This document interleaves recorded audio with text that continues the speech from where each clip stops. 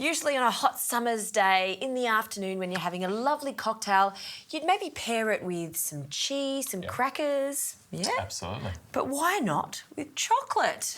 I think aperitivo in Europe is an institution, right? Yes, you see, sure is. even when it's winter time almost, spritz is perfect for, especially when it gets a little bit warmer. So you could do a Hugo, which is probably my favorite, which is elderflower cordial or elderflower liqueur, and top it up with Prosecco.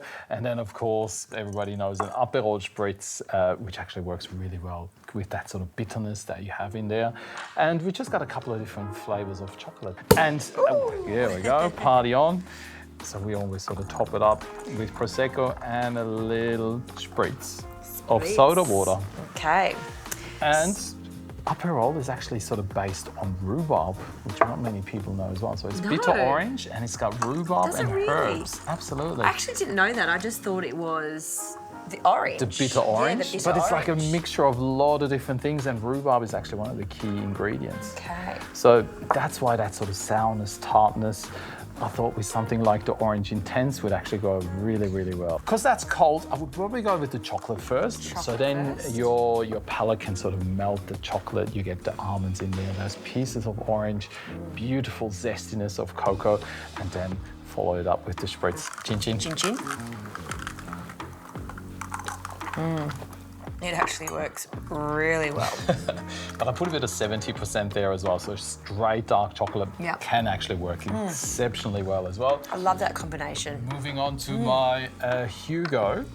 Which I must admit I have never had. Oh, then it's time for a Hugo. Yes. It is so refreshing, and you have a bit of mint in there, that elderflower, a bit of that soda water, and a little spring of mint. Oh, look at That is really my go-to.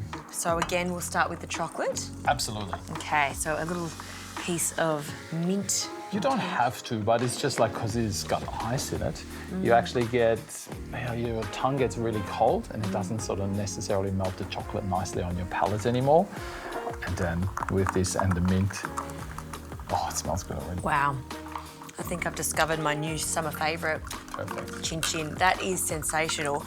And again, you've brought these incredible flavour combinations together. I would never think to put my Aperol with an orange tasting chocolate, but it works magically together. And then the mint chocolate with my new favourite Hugo. So clever, so yummy. Cheers. Cheers. Enjoy.